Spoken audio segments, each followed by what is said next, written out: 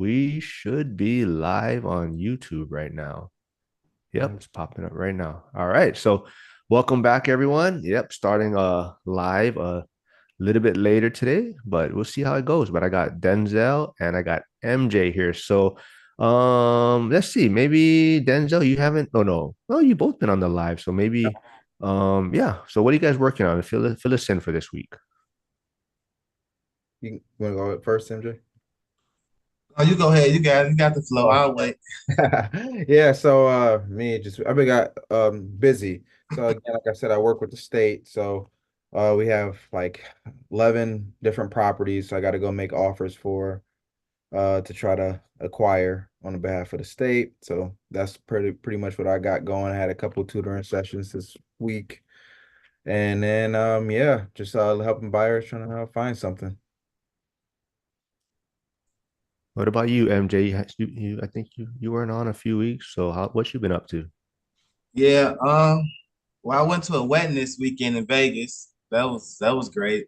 Um, this week I'm going to a funeral. Tomorrow I got to clear the clothes today, so I'm supposed to be closing tomorrow. So less than about 3:30. It's 2 o'clock here, so about 25, 26 hours I should be closing on my second duplex. So Congrats. Where at? Chicago, South Side. Okay, cool. What's Are the you number? house hacking that one? Yeah, I would be house hacking that one. Yeah. Okay, cool. All right, so our main topic we were going to talk about, and you guys both sound super busy, so it's kind of on that. Like how are we staying motivated? How do we stay motivated? It's hard, right? There's so many things going on. We're busy, but how do we keep ourselves motivated?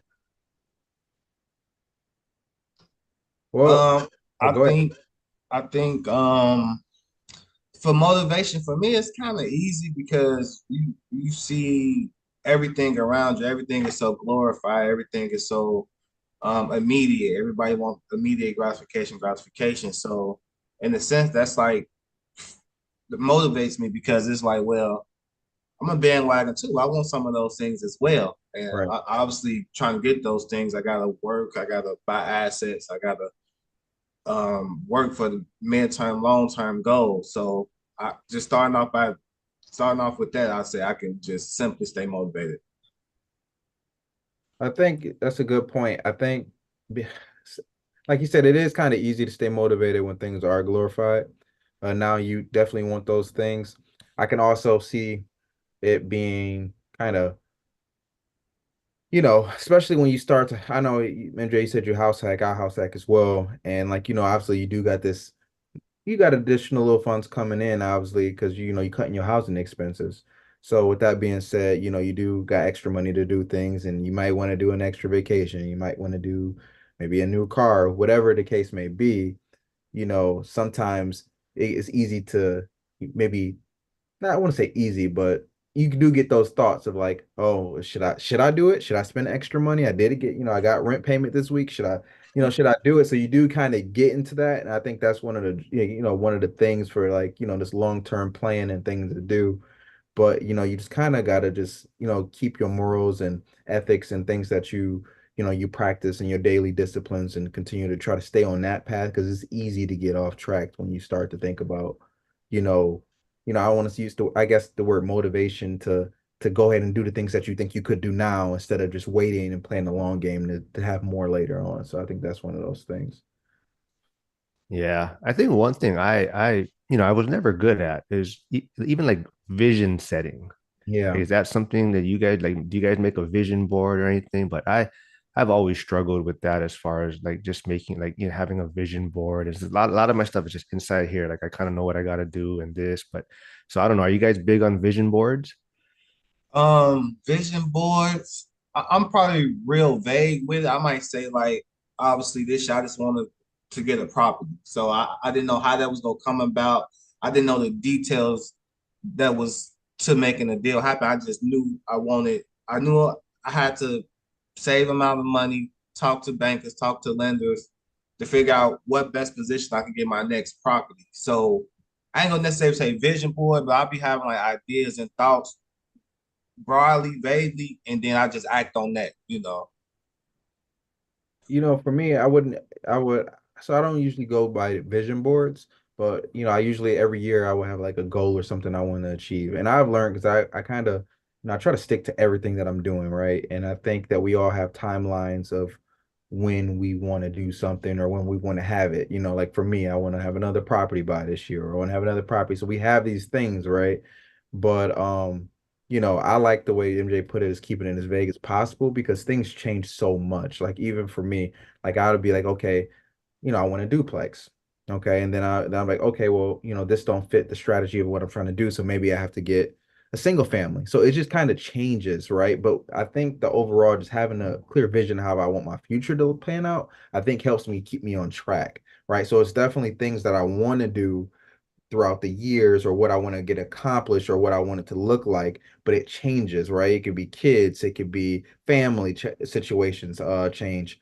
It could be living dynamics, it can be location about where, I might say, hey, look, I want to buy a duplex in this city or I want to buy a single family in this city. The next next year when I'm ready, it might be another city that might be gentrifying or it might be another area that I want that comes up that I want to keep my mind open to. So sometimes I think, obviously I want to have that. That's why I think having that clear, broad picture. Okay, I want my future to look like this. I think that's solid to have. And obviously, you do want to put those milestones and things that you want to achieve. But I think if you get stuck on that, you could miss out on opportunities as well because you're not necessarily seeing the whole pictures or you're focused on this, but you're missing out on this opportunity. Like I said, I wanted to buy another single family this year.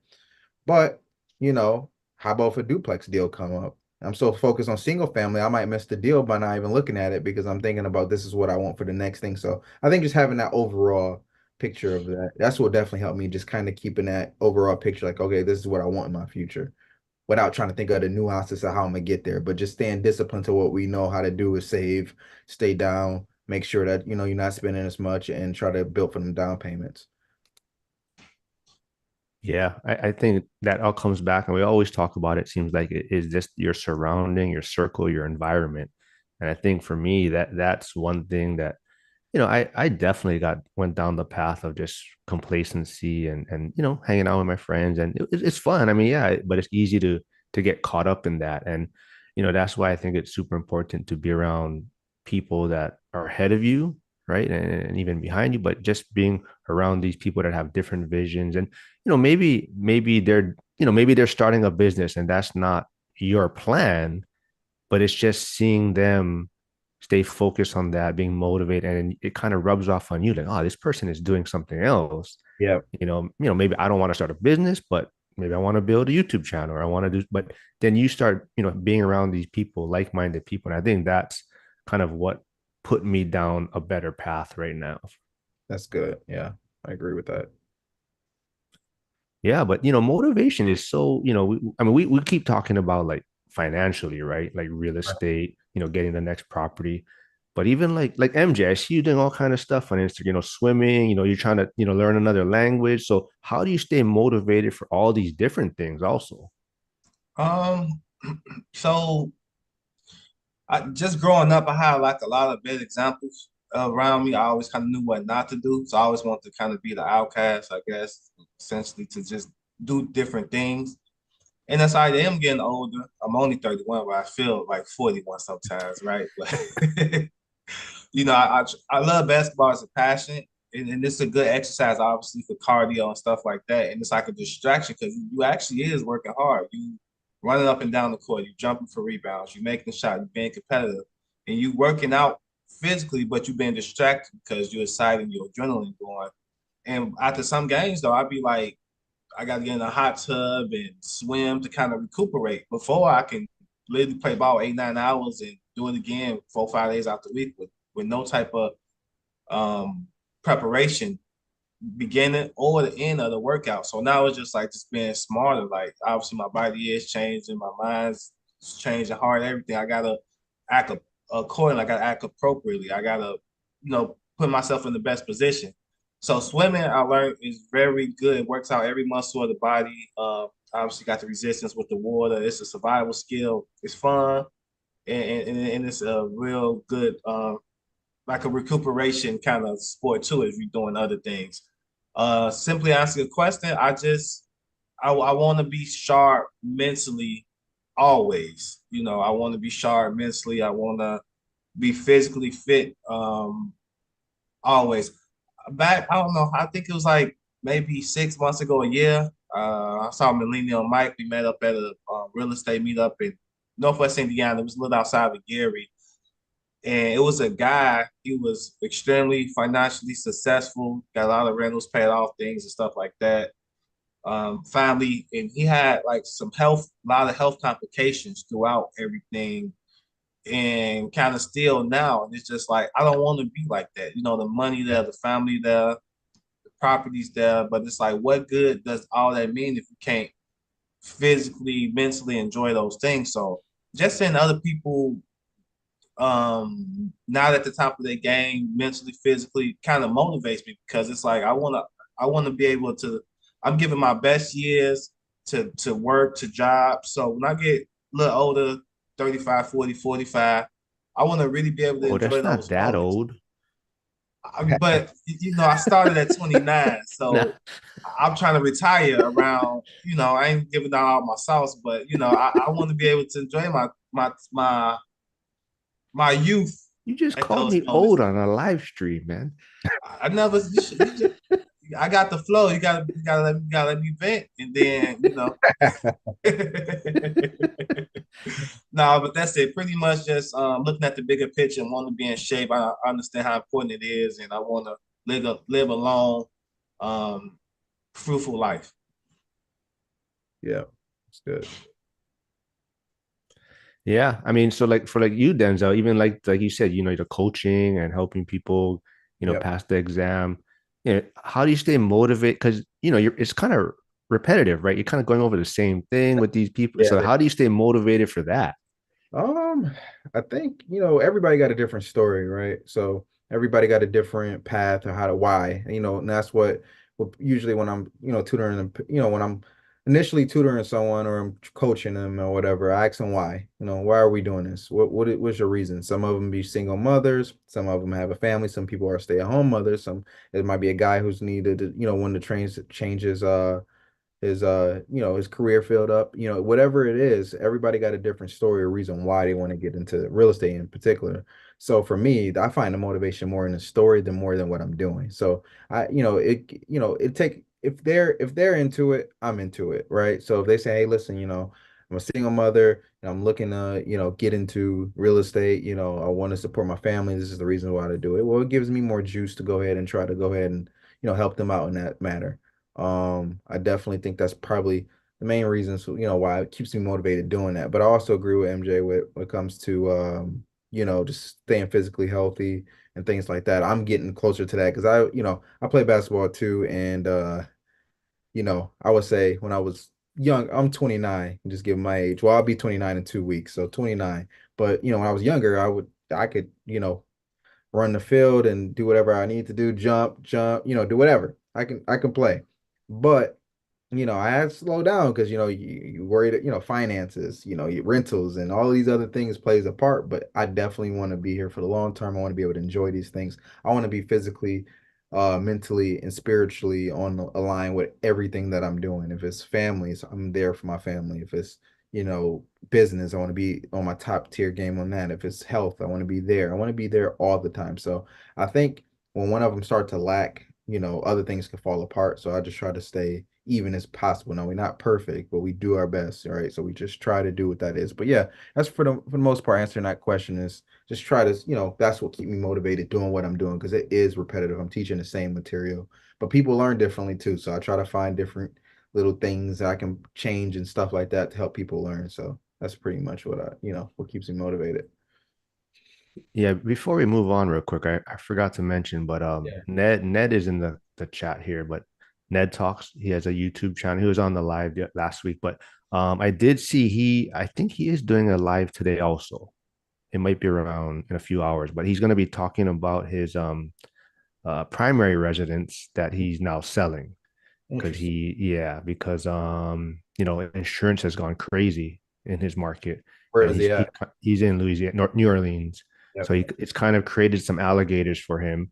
Nice. So he's actually going to sell his primary to reallocate some funds, get some cash flowing properties, move back in with in-laws, but he's kind of pivoting. So he is, I believe it's today. I think I saw it. I forgot. But if you are still here, Ned, put that in the comments, kind of when your live's going to be, so people can go check it out. But yeah, I was interested in that.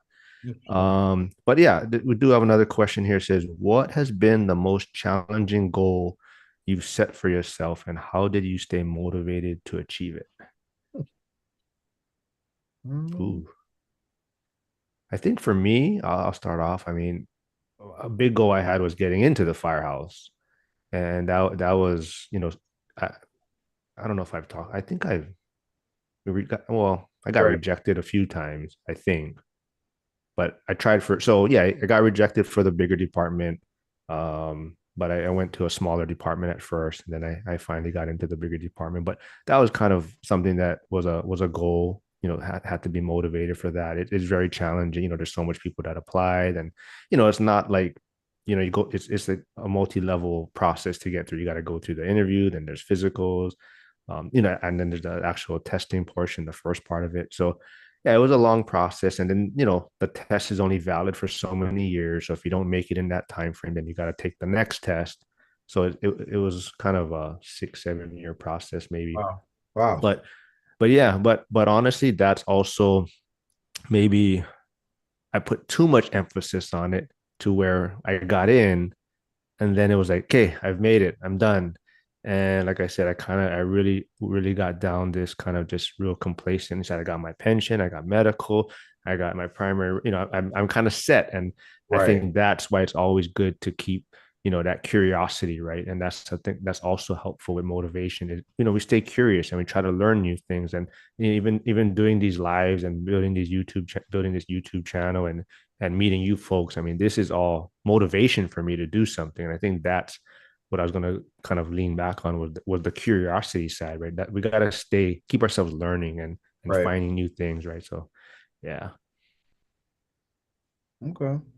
Any MJ, you got any goals that, that was Yeah. First, what is Ned's YouTube channel name? It's a tricky one. It's Ned underscore talks, I Oh, is it believe. NED? Yeah, but there's also some bigger channels. You might have to go down. There's a couple other Ned talks. Is it possible you could put it in the chat? Man, I'm trying to. Yeah, I'll figure it out. Trying to make you work a little bit, man. That's all. What?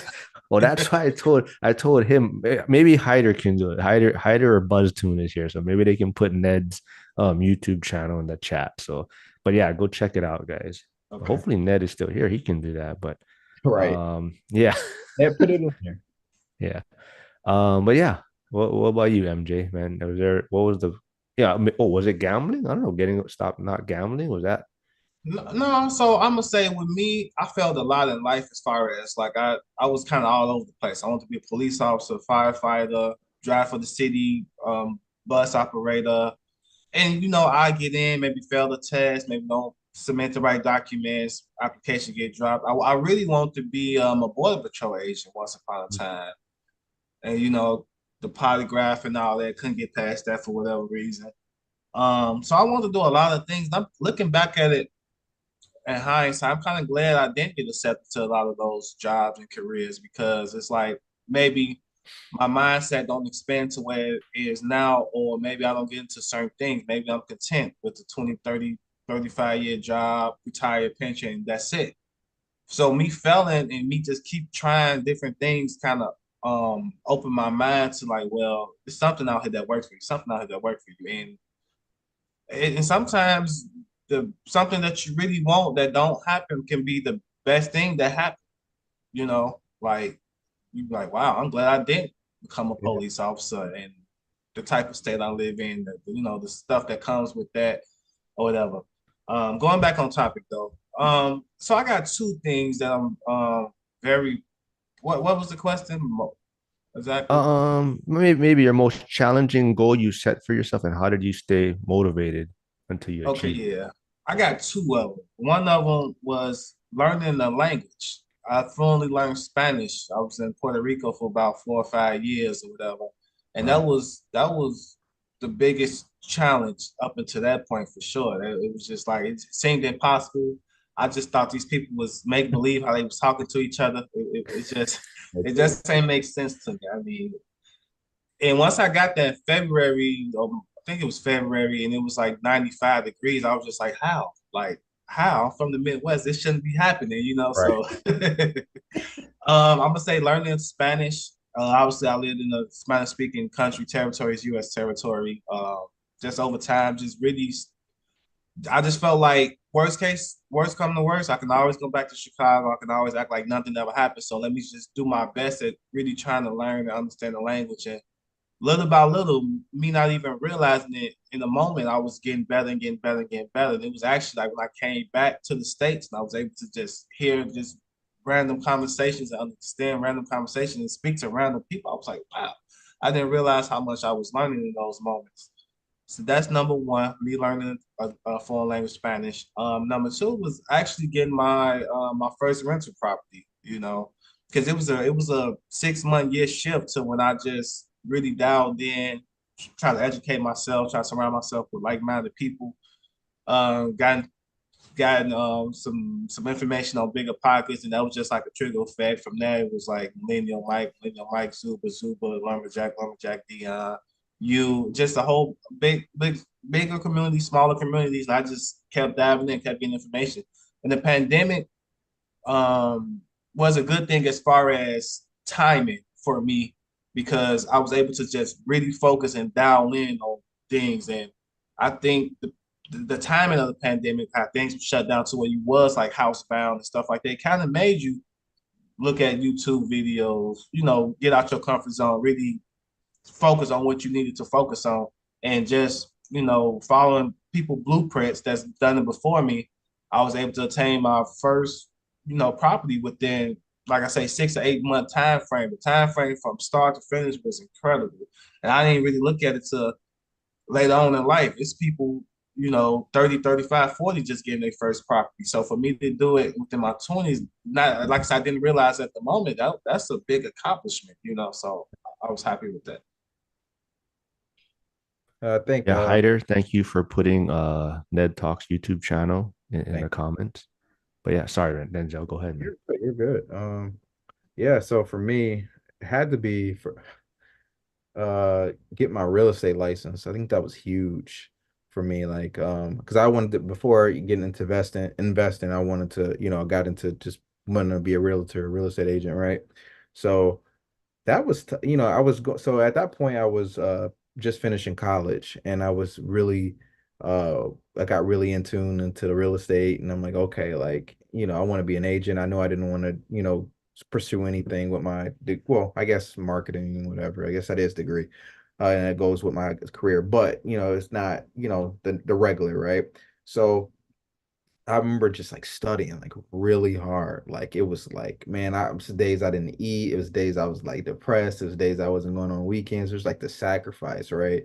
And I studied like super hard for that test. And not saying it, I mean, obviously, in hindsight, I look back at it and like, okay, it was easy, but people still fail it to this day. All right. So, so taking that and getting through that, that was like one of those big things, man. I felt like I like hit the lottery when I got that pass certificate.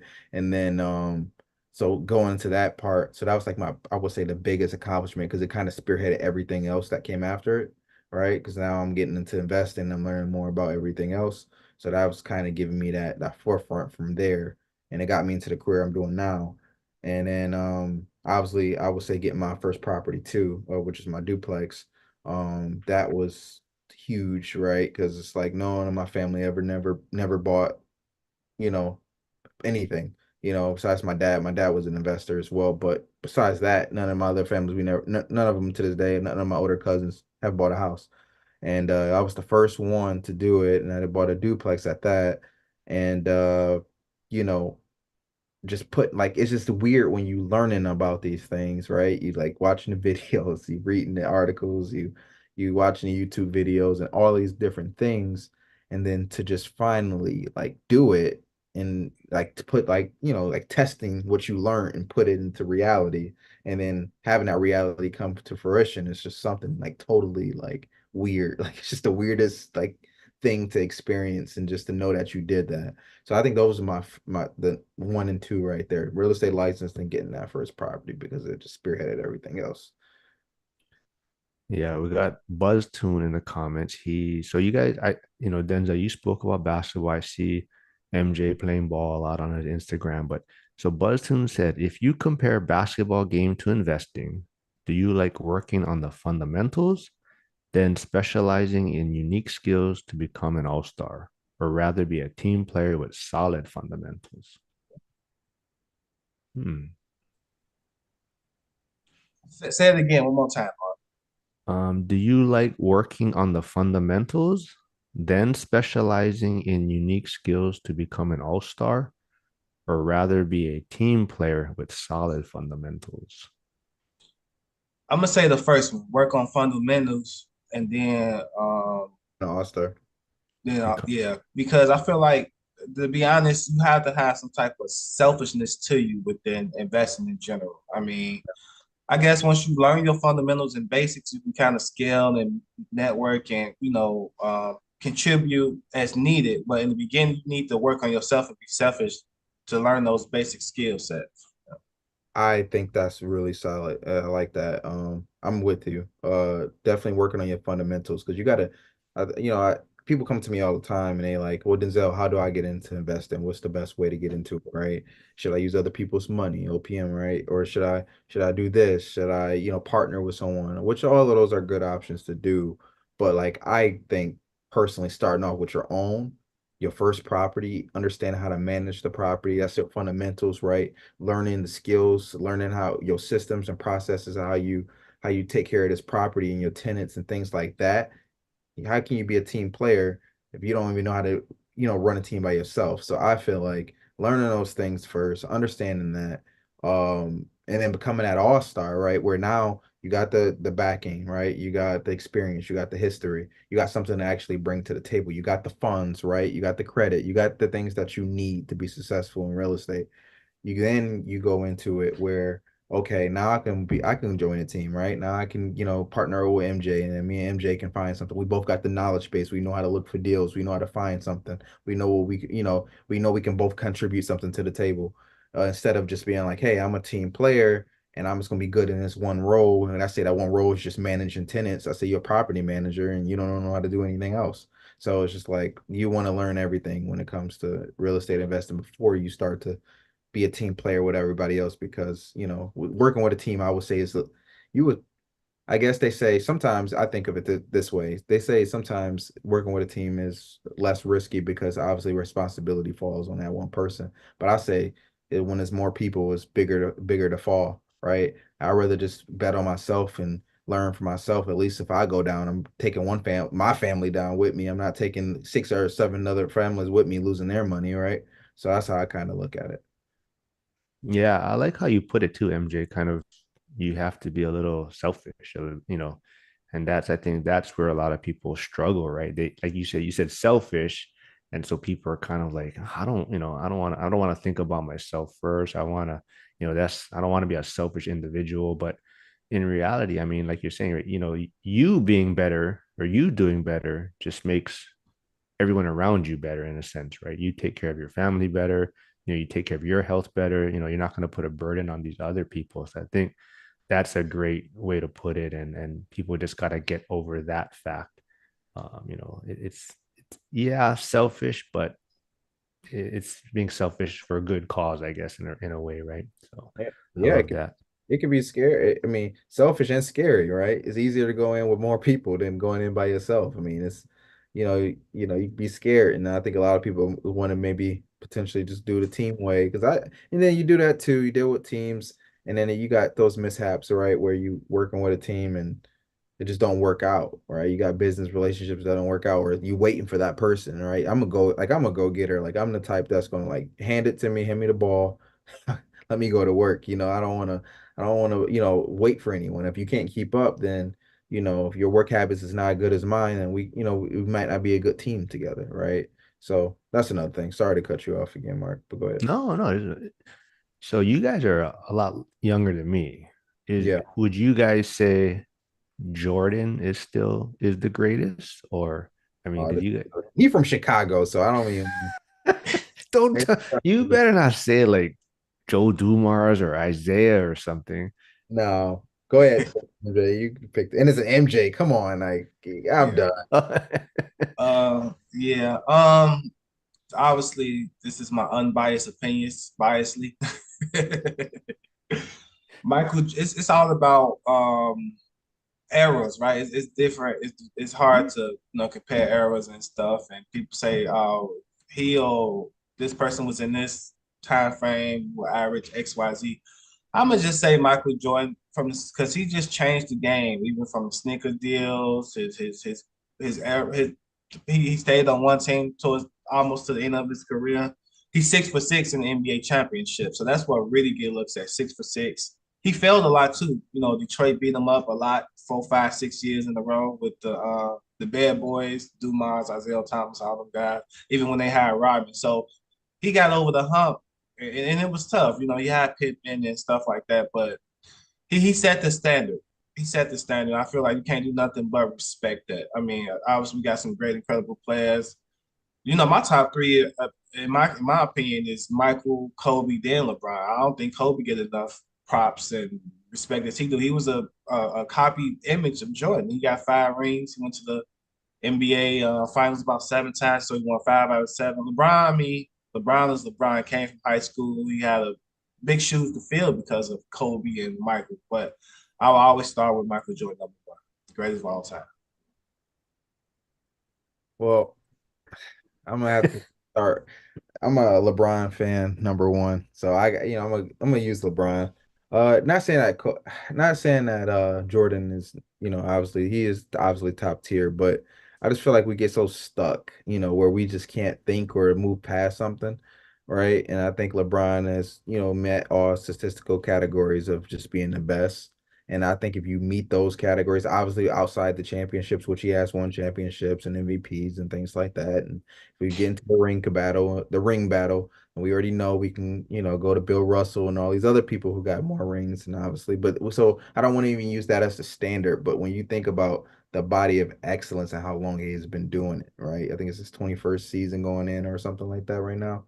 And, he's still averaging over 25 points a game, almost 8 and 7. I mean, as a going, what is he turning 39 or 40? I mean, soon. I mean, that's just ridiculous. I mean, the things that we are witnessing and watching, we have never seen. And I think sometimes we get stalemated on just Jordan and what he's done for the game because he has been a big contributor to the game and what he's done and he changed it right and how players get paid and things on all those natures. But for sure, LeBron James is definitely underrated. And in a sense of we're going to miss him when he's not playing. Because I think a lot of people just credit, oh, LeBron's this, LeBron's that. But like if he retire in the next 2 years, dude, I mean, what are we looking at? I know they're saying, Anthony Edwards and all these other things, and hopefully so, but like just who LeBron is as a person, how he carry himself, as I don't know if we're going to get that with Wembanyama or whoever they got coming up next. I don't know what we're going to get. Like it's going to be like I don't know. I might fall out of love with the game because I just grew up watching him so much. It's just like I don't even know if I'll be watching NBA games as much. I'd look forward to watching him in the finals, and then when he's not, I'm like, well, whoever wins, I don't even care. So anyway, that's my opinion. Sorry to give you my long drawn out answer, but go ahead, No, Mark. I love it. I mean, yeah, I think yeah, I mean, I'm definitely Jordan, Mhm. and I think same thing. I kind of would put Kobe. The funny thing is I didn't really appreciate Kobe, I think, when he was playing. It was more after the fact when he kind of retired or then I kind of the drive and when I watched him play at the time, I kind of felt he was a selfish player, right? Yeah. And I kind of look back on it and I was kind of like, well, Shaq never really maybe put his full effort forward. So it was kind of like Kobe kind of like being like, hey, you're not gonna, get in shape and you're not gonna do these things. This is gonna be my team. So I think I didn't really appreciate Kobe until like after he retired. Then I really kind of realized um When you how, see it. yeah. But yeah, yeah, great. Yeah, same thing with LeBron though. Yeah, I think his longevity and that's amazing. And yeah, he's a unique player. If he does play with his son, I mean, that's gonna be That's gonna be pretty insane. But let's see. There was a I forgot to mention Hyder. He just came back from the Rebel Capitalist Live, so that must have been super fun. I mean, Let me say this real quick. yeah, Yeah, nobody ever appreciate things in a moment. Like you said, you didn't appreciate Jordan. I'm pretty sure a lot of people don't appreciate LeBron right now. But when you do retire, it's gonna be, the greatest and this and that. But and that's I kind of compare that to like when you buy real estate. Everything seemed expensive in the moment. You look back Yeah. 4 or 5 years later, you're like, oh, this was a deal, or what was I, So Yeah. I just like that comparison. I just wanted to make that. Yeah, that's good. I like that. yeah. Let's see. Let's see. There was another one I saw from Trade Better 20. How's it going, Harrison? So he says, how do you reflect after pivoting on your goals? Is it usually better than you usually thought? Hmm. When you say pivoting, meaning changing goals, I'm assuming. Like if you're changing, I say, hey, you thought you was going in this direction, and then at this point now you switching up to go to another direction. That's what I'm thinking. Yeah, I mean, we'll go with that. Okay. I think for me, uh, like I said, and I said it earlier, life changes, right? You might have a goal, and I'm telling you, mine's change every day. I mean, me and my wife, we talk about it. It'd be, okay, we're going to do this next year. This is what we're going to do. We're going to buy this type of property. We're going to do this. This is how we want to do it. And next thing you know, we're not doing that. We're doing something totally different, something changed.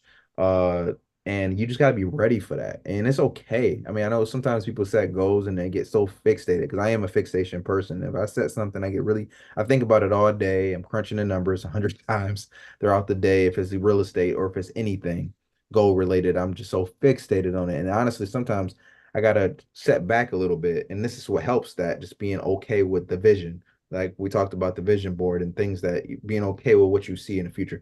As long as it's going in that direction, you should be fine as far as if you have to pivot from a goal. Because like I said, I get fixated on things, and sometimes, I mean, right now I'm in a good situation financially. I'm okay, right? And I have a good life, I have a good wife, whatever.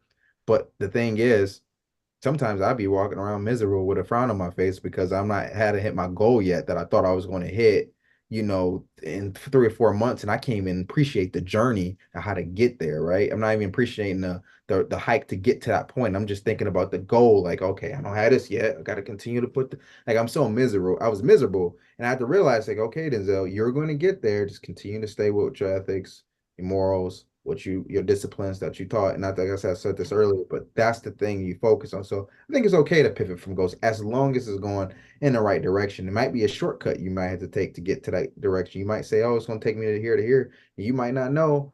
You might have that before you even think it. So, that's just how I take it. Yeah, I think for me it's same thing. It comes back to your circle, right? Because even pivoting, right? If you're around people that have done it before or headed down the same path, they can give you advice on, hey, maybe you want to just not necessarily pivot, but maybe adjust a few things. Or you could be a lot closer than you think to being where you want to be, right? Yeah. But yeah, because I'm sure overnight sometimes things just change, right? You've been doing it and doing it, you're not getting the results, and all of a sudden, boom, it starts working. Right. And you could be right there, right? And you're like, you don't know when it's going to happen, but if you're around other people that have done it or doing it, they're like, hey, you're like so close, you're like right there. And I think that's why it's super important to being around other people that are on this same path, and they can give you advice and they can let you know that, hey, you're what you're doing is you're doing the right things, and just give it some time, and it'll happen. I think that's how I would look at it. Yeah. So the question was, when I reach my goal, how do I pivot, or do I pivot? Like yeah, if you pivot, let's say something's not giving you the results that you were thinking, and then you pivot to something else, and maybe you succeed at the next thing. Like, does that kind of what kind of feeling do you get from that? Okay. Well, as far as real estate, I let me think. So I try to, like, so this first property, it's been good so far, so good, so far so great. So I'm gonna implement exactly what I did, what I learned, systems and processes to my second because it just worked. And maybe sometimes the time ain't came back to where it don't work, to where I gotta pivot or make the adjustment. Sometimes I think people are too quick to pivot at times. Sometimes you don't let the action develop, you Mm, know. So I just think, and because like I feel like with real estate, I can't talk too much because I only got 14, 16 months experience, a year and a half, probably give or take. So I can only talk about the little year and a half, almost 2 years experience I got with, managing my duplex. But in my opinion, I feel like a lot of people pivot too soon. They give up too soon. They don't let it develop. It's like setting up a playing basketball, pick and roll. Let the big man get there, set the pick, wait 2 or 3 seconds, let it develop, see what you can do and stuff before just pivoting and making a mistake or turn over or getting discouraged and never really getting started. So yeah, I think that's a real solid point. I think yeah, some people do, and when you say pivot for them too soon, it could be giving up on that dream or that goal to accomplish, and they're like, oh well, this is not happening. I thought it would be this, and like, and I get that a lot too, with just coaching and stuff like that. People got an expectation. They think they're going to pass the exam on the first time. They think they're going to pass it on the second time. And they don't do that, right? And then they give up, right? And then I'll hear from them a year later saying, hey, look, I'm ready to go back at it again. Instead of just sticking with it, keep doing what you're doing, put the work in, put the sacrifice in, and then get that goal. And like recently I'm making a pivot now where not it's a small pivot, but again, I'm saving up, for this next rental.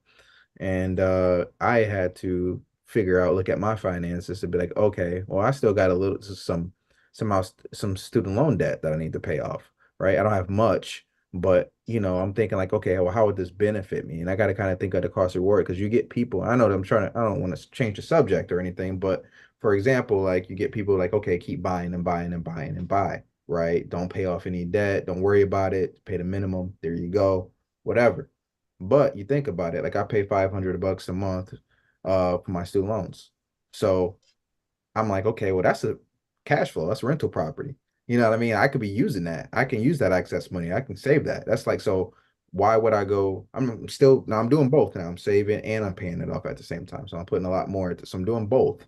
I didn't pick one or the other. But what I'm saying is, okay, why do I buy two or three more rental properties where this basically is the student loan debt is technically a rental property in a sense because it's cash flow. Obviously, I'm not getting a tax benefit. Well, I am getting interest tax benefits from that, but as far as just the others, this thing that's dragging me down, that's money I'm not even able to use.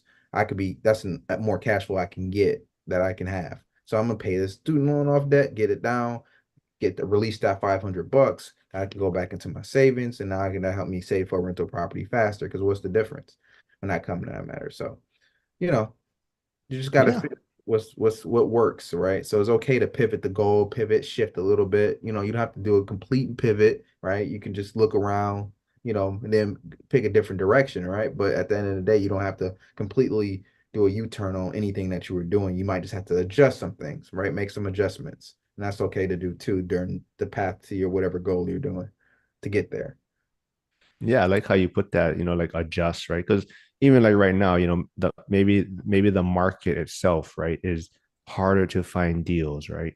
So, you pivoted saying, hey, my money or my capital is better used paying off the student debt right now Right. than trying to search for a property that may not cash flow or may, like the deals aren't as easy to find right now, right? So you just pivoted and said my money is better used paying off this debt first. So yeah, I love that.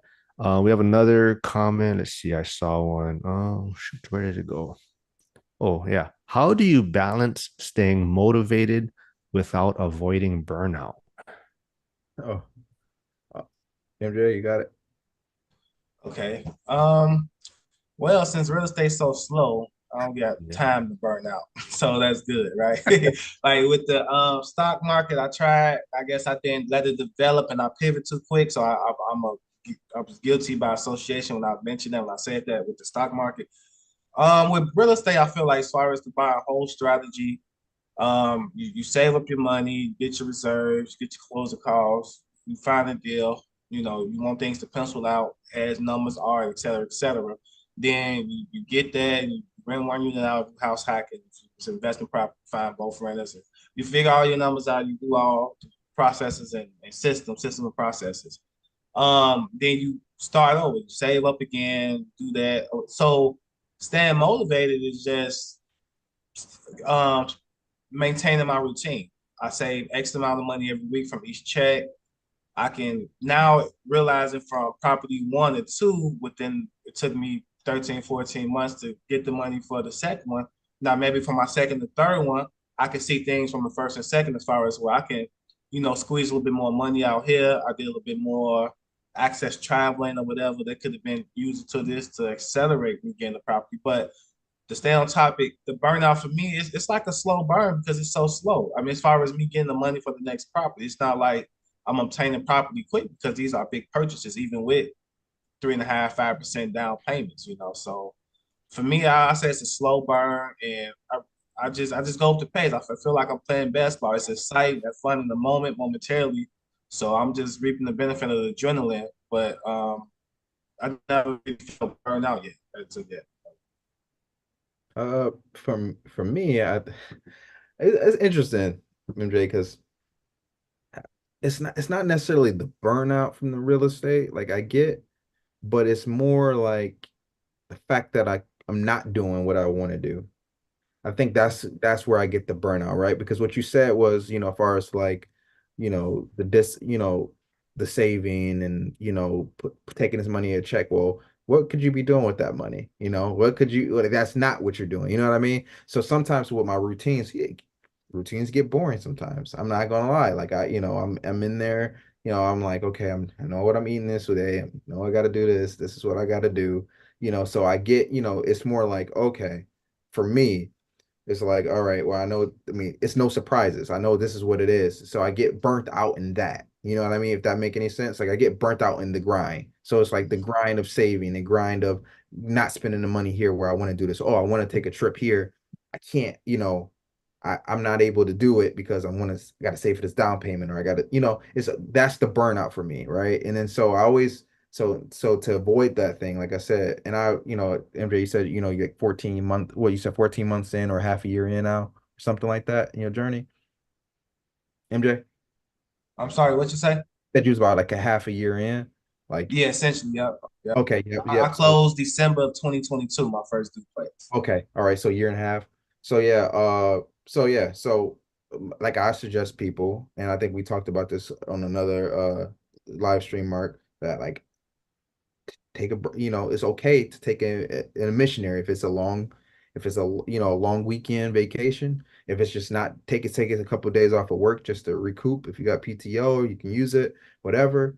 If it's taking yourself out to a nice restaurant, if it's whatever it is, if it's rewarding yourself for that, I feel like you got to have a reward system in it, and that kind of helps me not get burnt out because I'm like, oh, okay, well, this is what I'm working for, this is what it provided, and I'm enjoying it and I want to continue to keep doing it. Right. So I just say, I suggest anyone that's, because it's a long grind, especially in these, see, Mark, you got it good, man. You in Hawaii, so you get to get that beautiful weather all the year round.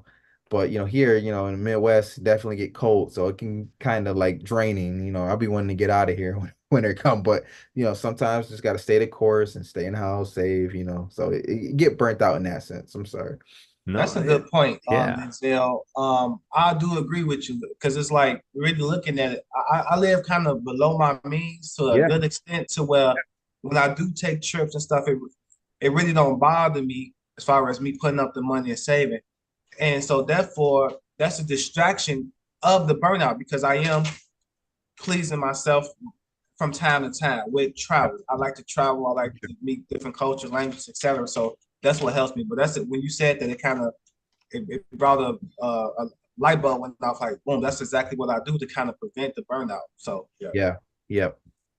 Yeah, I think that's more what it is too. For me, it's not so much the burnout, it's more giving myself the time to realize to do other things. Like I think I'm not worried about getting burnout. I think that's the thing. It's more that if I don't give myself the time, then I'm Wow. gonna just miss out on these things. And I think that's why, even like, talking about, saving for the next down payment or whatnot, right?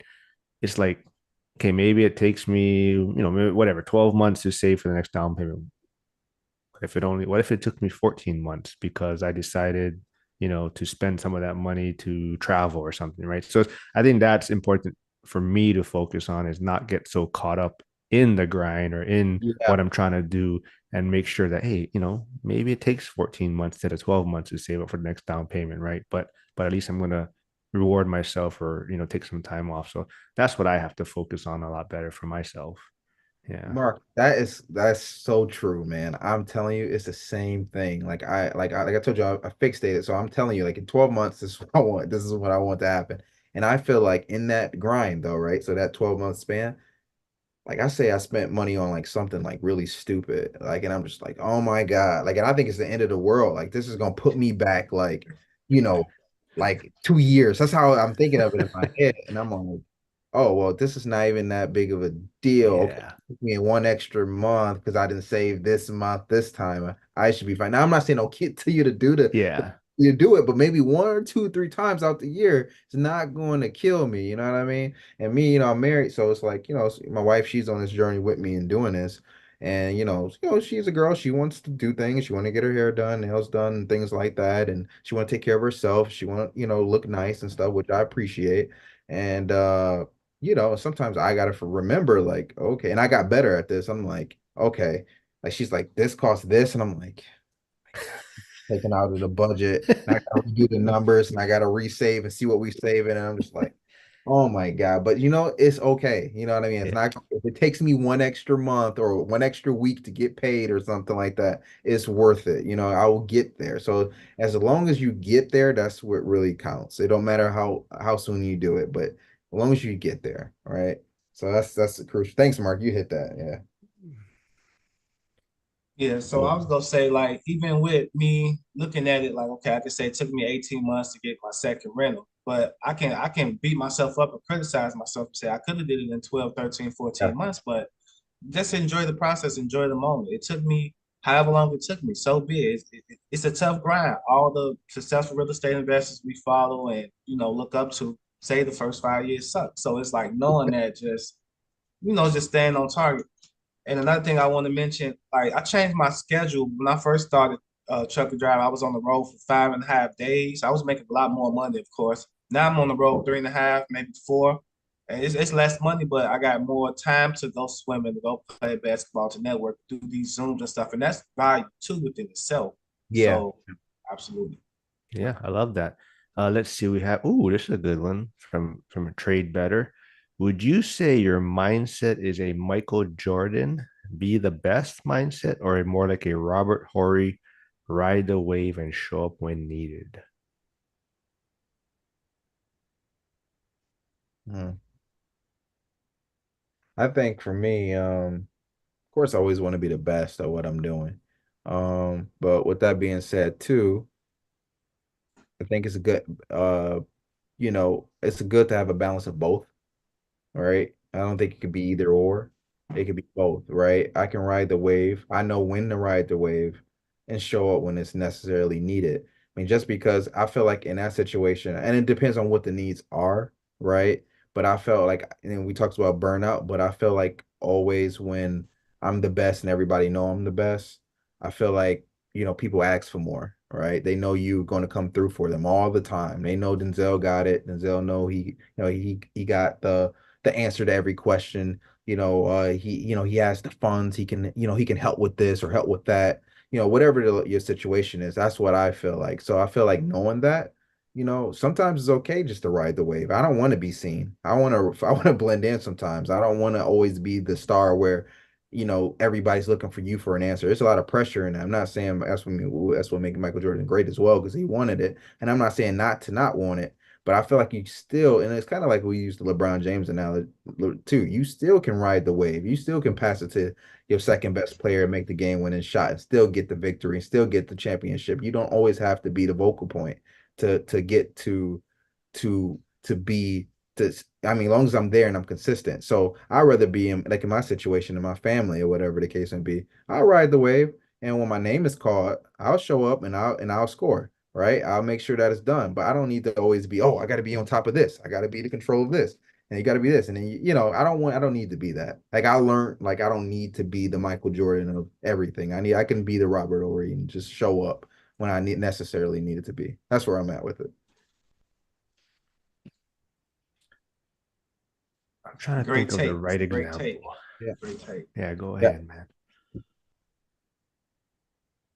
I oh, I kind of feel the same way. I mean, I'm gonna use probably different players, Okay. but I think no, well, I think I think I am a lot more like Steph Curry, Okay. where he kind of stepped aside when KD came by, and like you said, he doesn't need to be the star, but if he needs to be, he can. But he's Yeah. more he wanted to win, and it was like, hey, if KD's gonna come here and he needs, KD's a little bit different, and he kind of wanted to be the star, but it's so I think I feel I'm kind of like that. I can play whatever role needed.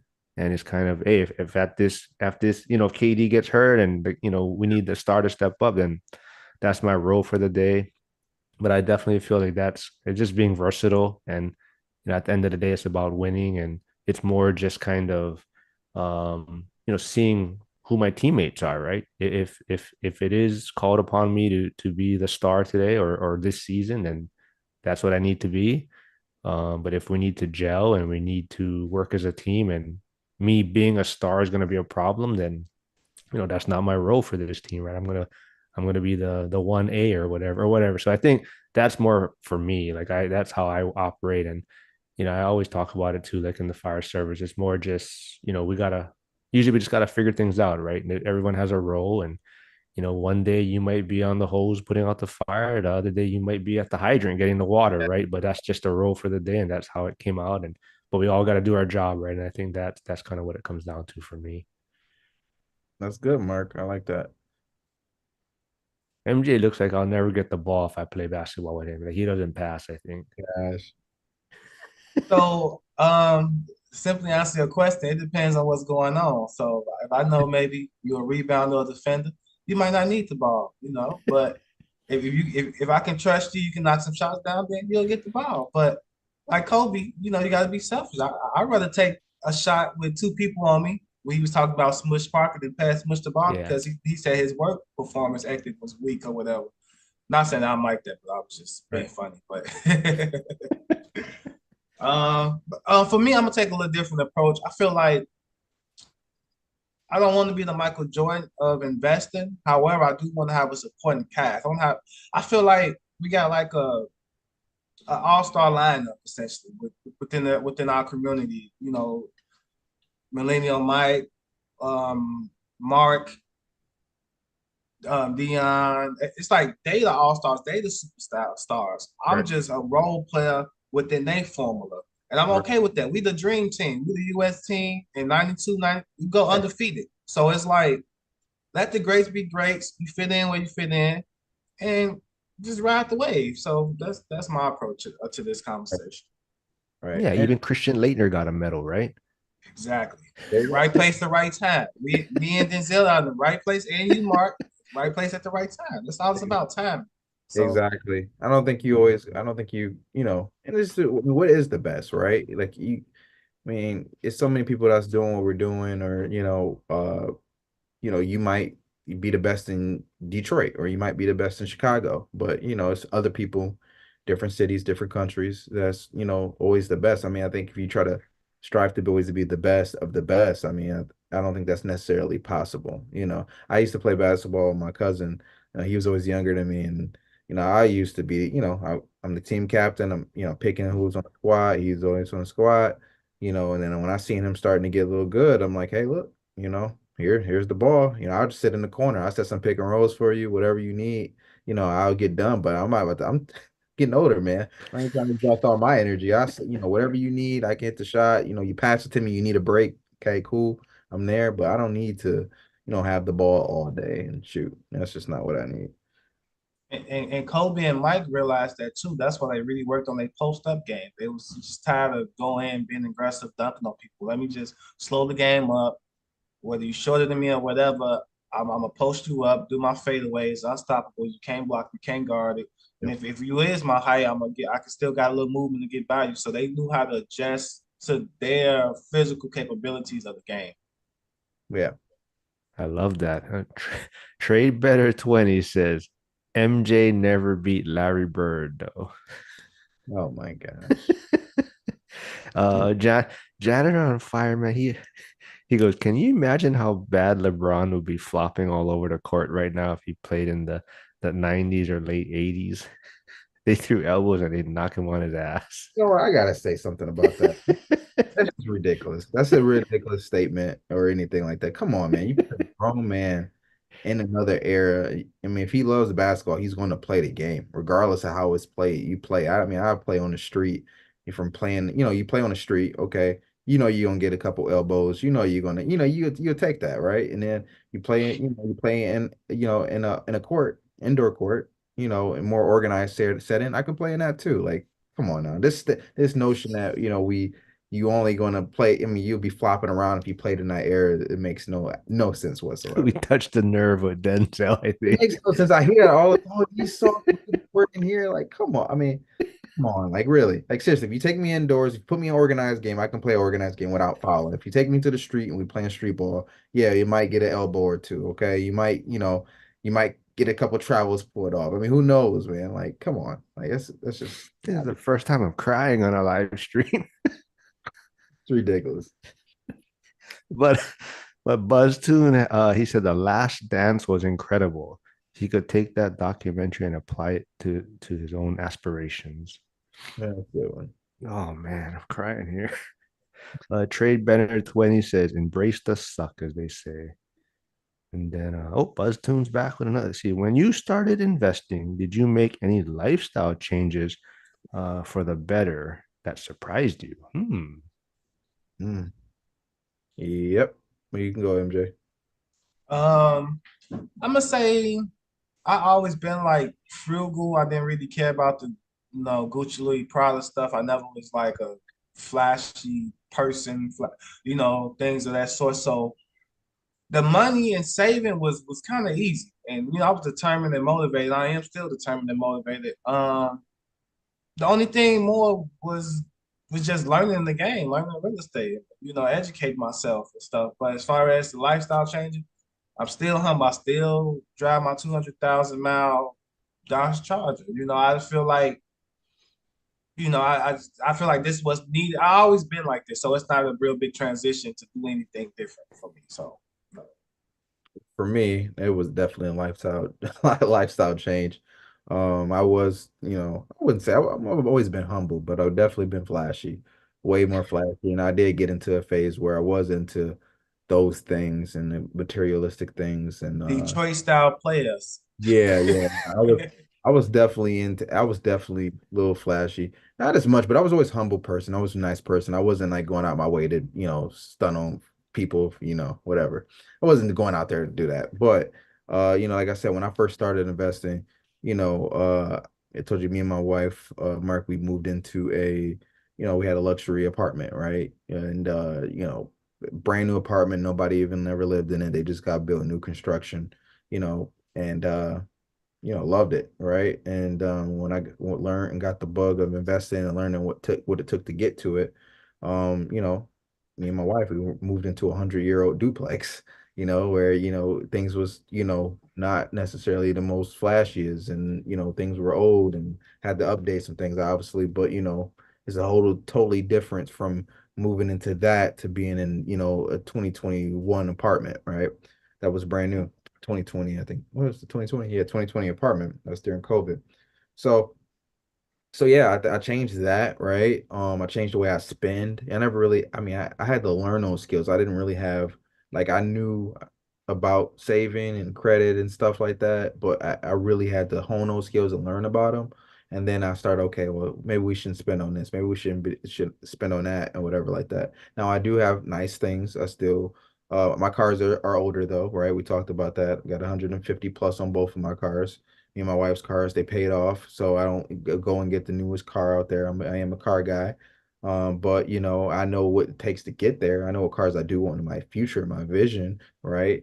So I made those sacrifices now so I can have them later for sure. But yeah, definitely made lifestyle changes. I think it's an essential. I mean, good for MJ because he already had it, right? It was already ingrained in him how he was.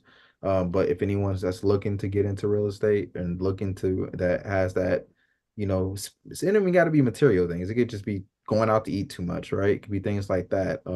Cooking at home more, and that's all things that I do now, right? So, you know, I think that's essential to happen to get in this game for sure.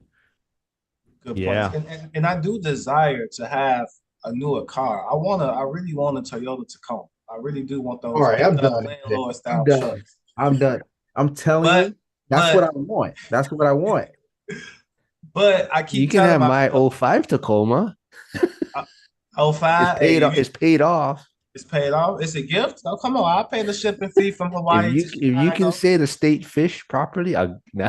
Oh, humu mumu ma muga.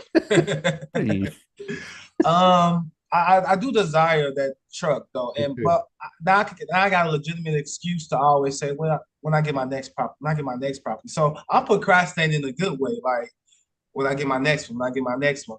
Because my friends they always ask me, like, man, you make good money, this and that. But I feel like the ball not always in my it's not all the way in my court. I'm still an employee. I can be fired. This income can be Yeah. dismantled. So I still look at it like I still got to put myself in position to pivot if worst was to come. I always want to put myself in. I don't want to have to worry about no $700,000-$800,000 car notes because those pickup trucks are expensive with insurance and everything. So it's just like, yeah, I'm gonna keep waiting. I'm gonna keep procrastinating. When I get my next duplex. When I get my next duplex. So it's coming, but I do desire that pickup truck for sure. Man, listen, I want the same exact car. So that's funny. I talk about the car every damn day with my wife. And sitting there, we talk about, I don't know why. I've been between the Chevy Colorado and I've been between the Tacoma. I've been like trying to figure out the pros and cons. But I think I want the Toyota, because Why do you want a pickup truck in general? Let me ask. I just think because I'm an outside guy. I like to do things. I like trails. I love and now you can get any SUV, right? You don't have to necessarily have a truck, but when I found from like the rental I just bought last year, man, I had like probably like over 20 cinder blocks in the back of the garage, right? And I'm driving I drive a small Nissan Versa. So I'm driving that and I'm having everybody come over to pick up, and I had to set them out for free and put it on Facebook Marketplace so somebody would pick it up. But I had to move a couple of them because I had the inspector coming, and they didn't want any rubbish or anything that can hold like rats or anything or whatever they can barrel under. So I had to remove them like the day before.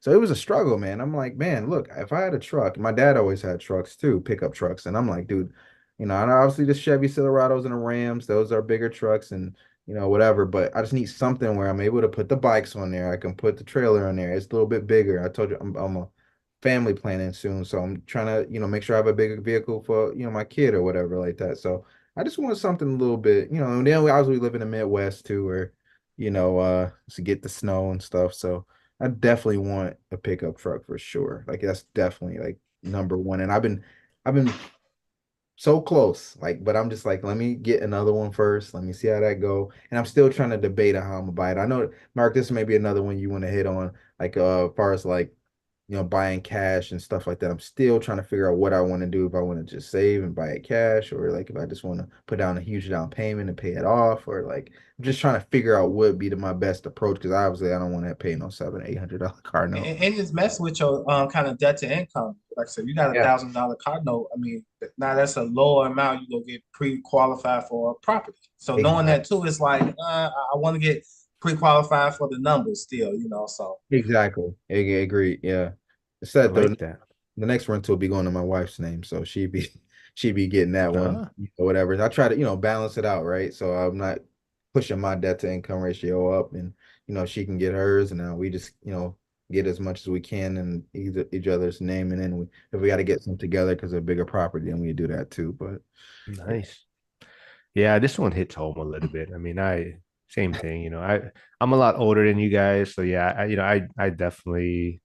like I tell people, I thought I was done. Like I made it, I was, great job, great pension, great retirement. So it was kind of like, you know, what else is there to do, right? It's just spend money and as Right. long as I have my pension, I have, yeah, I put stuff in my deferred comp. So I was like, well, I have disposable money, I guess, right? Or income. But now that I look back on a lot of things, I mean, man, if I could just go back and do so many things different, I mean, I'm glad I have the paid off Tacoma, even the house, that I have. I mean, I would look at it so much differently, as like not necessarily a forever home, and you don't ever think you're gonna get separated and things like that Right. too, right? So it's kind of like, um, you can't really plan for that, but just the idea, hopefully you can have a spouse that's kind of on board or has maybe that same vision. So, even the house you do end up buying, have a better plan of what you may do with it, and if you did split up or in the future, how can it be used? So there's so many things I would do different. And BuzzTune made this was his question, and I know he's changed a lot too. So he used to get drunk a lot and fall asleep on the side of the road kind of thing, and Yeah. park outside the bar. He's gonna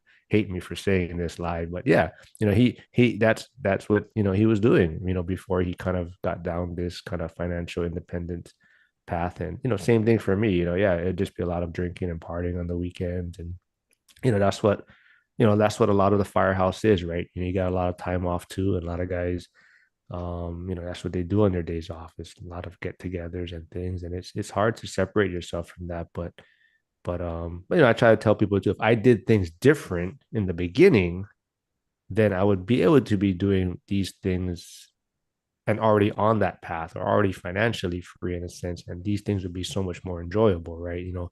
Not worrying about drinking on the weekends and partying it up. So if I Right. just did things differently, I mean, yeah, I'd be in a much better position. I mean, like I said, I'm fine, and I'm in a good position. It's just, man, if I could have done things different, man, I'd be so much further ahead. You know, Yeah. But you got to give now to share that information for yeah. people, subscribers, me and Denzel to suck this energy up to not make those decisions and whatnot, so we can be so far ahead. So that's a lot of value. I don't know if you realize it now, but that's very Yeah. valuable. And then you think about it too is, who would say you'd be the same person today if you didn't have to go through those things, right? So I mean, like obviously you did those things, but like all of those came with experiences. They came with, different people you met throughout the experience and different life lessons you probably learned out of it. I mean, I get it. We all got things that definitely would do differently if we could go back to it. But for the most part, you learn from it. Like for me, like I'll take speak on one of my things since you went there, but my dad passed away, I think what was that, 20 I want to say it was 2019. And he was young. He was in his what like 48, 47. Um, He had a health condition that he ended up having. But for the most part, like, when he left, he really left things in a bad spot. That's one thing. And he had rental properties and they went in a bad spot and they went into foreclosure and things like that. So I really didn't get anything. The only thing I got, he worked for and I don't mean talk about this often, but he worked for the postal service, and they had some money that they ended up having, and I got some of it, and I blew it within like let's say 3 to 6 months. Right, it was gone, and before when I did that, it was just like, what the, like, how is that possible? You know what I mean? How was I able to blow that? And then next thing you know, that's really what got me in this, like, I never want to do that again phase where I'm like, I'm saving, I'm frugal. Like you can ask my wife or my girlfriend, well, my wife now, who's not my girlfriend, but when we was dating, we were like, I'm like, she would say, man, you got cheap all of a sudden. I'm like, yeah, I don't want to ever spend that much money ever again. And now that helped propel how my mindset is now about money and how I view it. I learned from it. And I think that's the biggest thing, to just learn from it.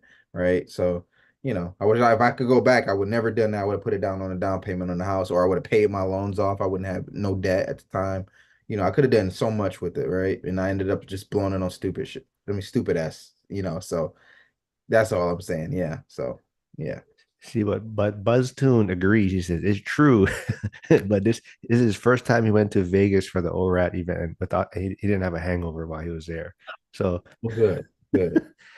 but you guys talking about Tacoma or vehicles. I'm not sure if your guys' plans is to have kids and whatnot, but I would say don't get your new vehicle to after you have kids.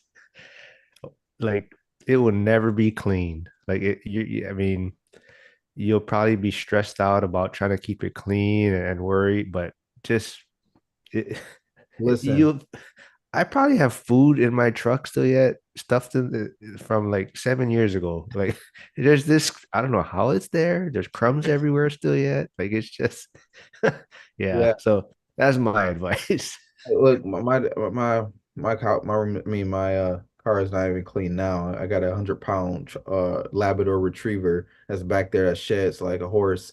So I'm used to it. So it is what it is at this point. You know, if I get it, I know what it's used for. I know what it what I would be coming with that. But yeah, I'll do my best. I appreciate the advice, Mark. And touching on this kind of one thing I want to talk about, like for motivation for me, is yeah, like the future of my son, or I don't know if you guys are thinking about that, but that's a big motivating factor for me. Yeah. And like you kind of touched on it, your father passing away young and things like that. And it makes you realize, like, like how Dion puts it too, it's not so much what you're gonna leave for them, Right. but also not being a burden on them. And Right. I think that's a very good way to stay motivated and same thing too, right? It's also hopefully being able to teach them some skills, right? Whether it's, networking or real estate investing or even just money management. So just skills that you can pass on. Yeah. Oh, thanks, Buzz. Tony says loves this discussion in the chat and stream. There was some, yeah, yep. Trade better. We all have our step one, and they're all walking through it. Oh, here's a how does your daily routine contribute to maintaining your motivation? Um, I'm pretty much a routine person. I like the same shit. I can say curse, right? Oh yeah, you can say whatever you want, man. Oh, okay. I didn't know. That's why I'm like, Oh yeah, don't worry about it, man. yeah. You can say whatever you want. Yeah, I'm really a routine person. Like even with trucking, we go to the same locations. I love that. I know what to do. I know what route to go. I know some alternate routes if it's needed, or whatever. But I know when things are at a place. However, I can be adjustable depending on what's going on. But to simply answer the question, stay on topic. I just do the same thing week in and week out. I play ball my couple of days out the week. I go swimming sometimes. Go to my French class. Go to work. Put X amount of money up every whenever I can, and just follow it throughout how long it takes to acquire the next property. It's just simple. I just try to keep it simple. That's just that's what I do. Yeah. And I think routines help too with for me helps staying away from distractions. All right. When you got a routine and you know how your day is planned out or what it's supposed to look like in a sense, I feel like, distractions don't really happen, right? You do get some things that do come up, obviously, you have to attend to or adjust to, like MJ said. But for the most part, when I got a routine, I'm like, okay, for me, I wake up, I wake up, I might look for some deals, maybe talk to some clients, whatever. That's like the first couple things I do. Then I go around 9, 10 o'clock. I do the same thing. Go to the gym, work out for about an hour and a half. Lead a gym, do some work for the state. It's the same thing. Save same amount of money every year, every month, every week. All right. This is pretty keep it simple, right? And then you enjoy it, and then go for a walk in the evening. I might go for a walk 3 or 4 times in a day if I got time. So, I just try to keep it simple, man. I don't try to make it complicated, but it definitely helps with distractions for sure. Yeah, I definitely am very routine, but I want to flip it a little bit. And I think sometimes that's also the struggle because I think being flexible is super important also. So sometimes, I was always like, I have my routine. I work out this time. I got to take my pre-workout at this time and this and that. And like sometimes if something comes up, then now I'm just like either grouchy or I'm in a bad mood because like, Yeah. oh man, I'm not working out at my normal time. And so Yep. I think it's good to have a routine, But I think we also got to remember, and it kind of goes back to even about how we're talking about motivation and staying focused. And, whether it's 12 months to get the next down payment or 14 months, right? I think that's also having your daily routine. It's good to have a kind of a set plan, but we also got to be flexible a little bit in it because we don't want to be Agreed. stressing out if we don't do things at a certain time. And if Agreed. we skip our workout, maybe we work out later in the evening for that day. But I think being flexible is also super important. I think if not, you're gonna, like I said, I think it leads to that burnout or leads to that added stress to your daily life, right?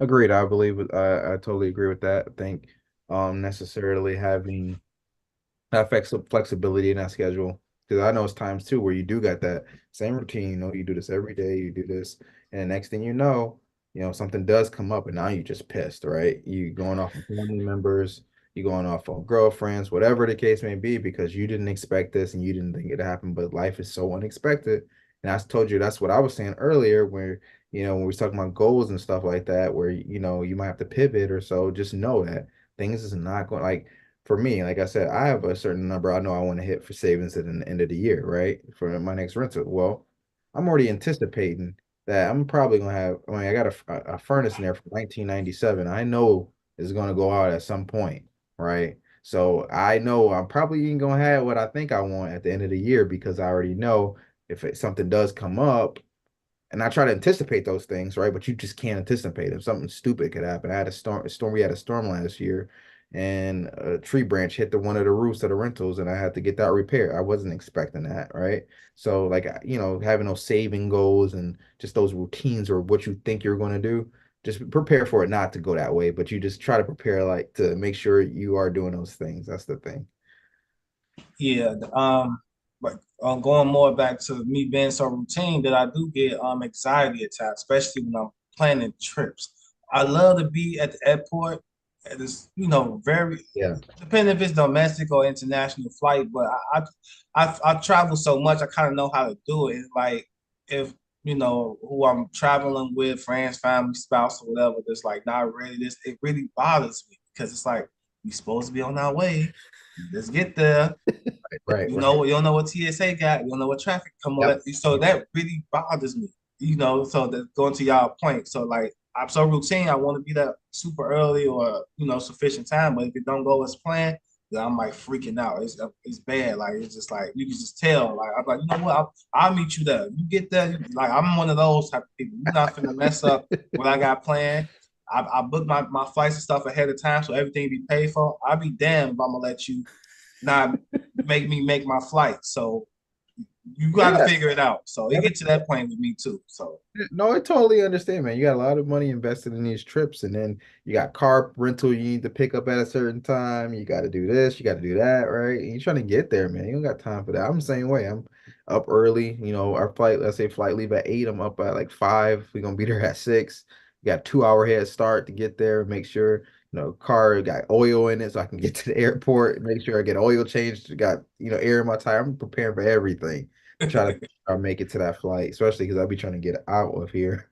Yeah, So that is great because like that's another thing too, right? We have to realize also that not everyone thinks the same way that you do, right? So like you're saying, you want to get there at a certain time. You get anxiety, and like you just said, it's like, hey, you know what?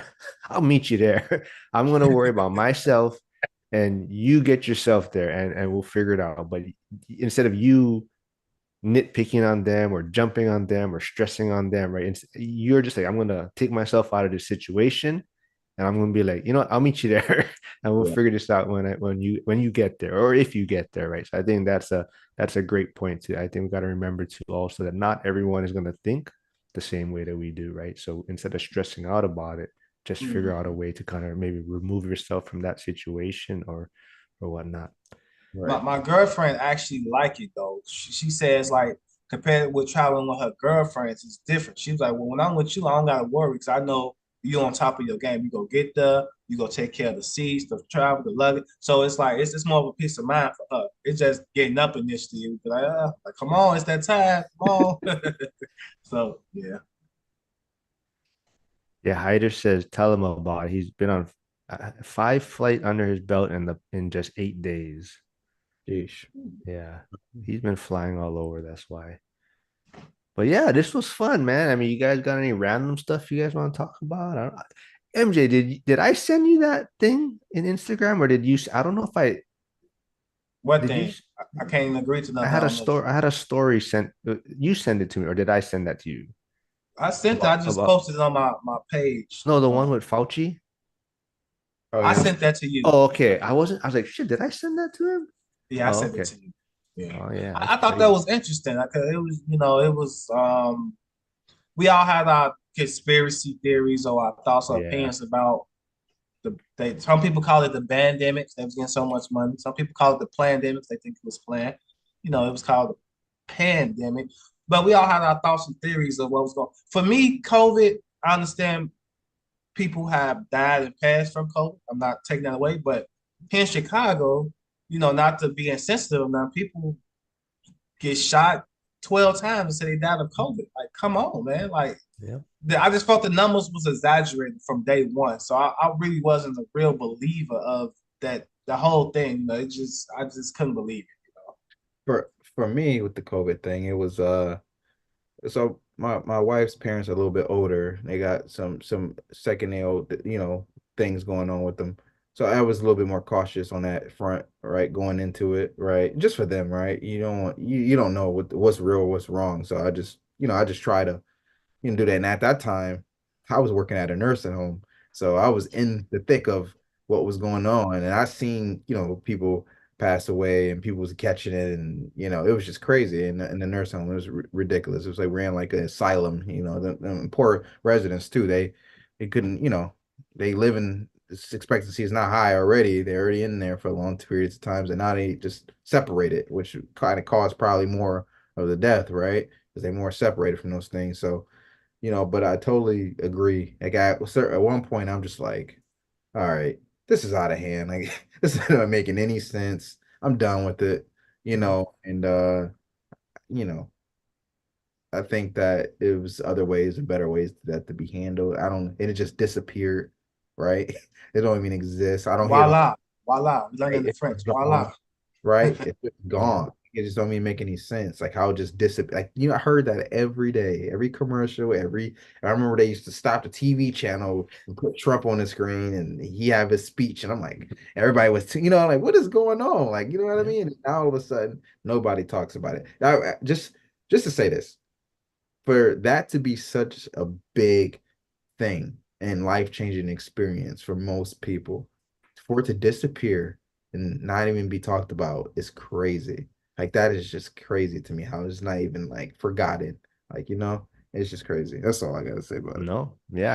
I think that's what more people feel. I mean, I think it's more people are waking up to things and started noticing what's going on around them. And I think it's just, yeah, I think I talked about it before and it was a terrible time, Yeah. but I think it also woke a lot of people up because we kind of just touched on it, right? People were in their routines, people were in their habits, they were going to work and doing everything before. They didn't really see what was going on. And then, these lockdowns and shutdowns happened, and people kind of just now started looking around and like you're saying, a lot of this doesn't add up. This doesn't make sense. And when you took people out of their routines, now they're trying to see other things that are going around. So I think yeah, I think that's a common feeling for a lot of people. And But it's I guess what I will say is it definitely changed some things for me in a positive way. Honestly, I really yeah. locked in on like real estate and investing, and my girlfriend, who's now my wife, she moved in with me around that time at my mom's house, and we never would have thought about investing or doing anything. Well, that was always a plan, but it kind of accelerated it in a sense because I'm like, okay, once this is over, let's start making a move now. I mean, I got this duplex here for 2.7 interest rate when around that time. So I mean, and I made it a really solid deal. So I mean, at this point, it really accelerated. So I think a lot of people who took advantage of it and was able to succeed and come from that, and great. But a lot of people that, they had resources and they didn't, they spent it or didn't do well by it. So that was another thing. Yeah, I think yeah, a lot of I think they said it was a bad time, but I think in some ways there was a lot of good that has come from it. And but BuzzTune said he tried to be sneaky going through TSA with one earbud, listening to a live stream. He got caught and he had to go to the back to the end of the line. But uh, Hyder said, "Yep, certain info he will keep out of this chat, but definitely yes, not Yeah. rape." So to And add more context to the post or publication I sent Mark, it was pretty much saying, I don't know if you saw it Denzel, but it was pretty much Dr. Falky Funk, how you pronounce his name? For, yeah, pretty much yeah, admit allegedly, I want to use those words, allegedly admit to making up some of the rules and yeah, protocols I've throughout seen the that. pandemic for his own benefit and the administration and stuff like that. So I seen yeah, that they were saying like, they don't know where the 6 foot distance thing came from or like things like that. I read it. I seen it. Yeah, it's crazy, man. It's crazy how that was. but that makes you that well that makes me and imagine make others feel like this supposed to be a credible source. So it's like now the credible source is not so credible. Who do we trust? Who do we believe? What? And so that's what just gets spooky and crazy and different, right? So Yeah. And I know people, and look, I know people got their conspiracy theories, but me, honestly, I don't try to pay attention to none of it. Like if it's not putting no food on my plate right today, yeah, anything, like I don't even be thinking about it to be honest. Like if it happens, it happens. I'm kind of like you talking about going with the wave. Like sometimes I just be going with the wave, man. Like listen, okay, this is what it is, fine. I mean, how do I make a better situation out of this situation? This is what I'm thinking about because I feel like, if I start worrying about the world's problems, I feel like that drive me nuts. And I try not to. Obviously, some things I got opinions on and stuff, but you just can't, you know, you can't yeah. control it That's anyway. that's a good point. You could only control what you can control, and if you worry about too much, you won't make no progress in your own life and story and Right. things of that nature. And it's essentially in this, like you say, you just bring it up on this to have a little bit more to talk about before we get off the live stream. But like it's really a distraction essentially. Because some people be Yeah. so caught up focused on that now they not focused or determined Yeah. to do what they plan out to do. So Yeah. I mean, think about it. You put a lot of people out of work. People didn't want to go back to work. Unemployment picked up, right? Inflation went up, right? Was that purposeful? Was that the plan? What was that? Is that all part of the plan?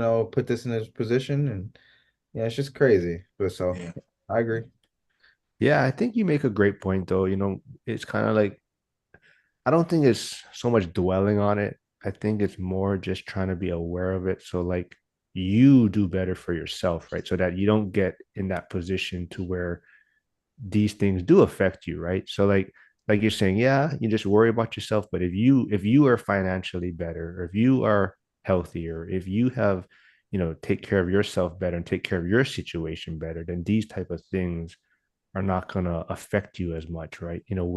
Where you need to be bailed out or where you need to get a stimulus check or whatnot, right? So if you just do better for yourself, so I think it's more like you're saying, not dwell on it and not, like it's going to affect you directly, but just being aware that Yeah, you don't want to be in a position to where it will affect you directly, right? So I exactly. think I think that's more what it is for myself, and I'm glad I kind of saw the light, I think, a little bit and woke up a little bit.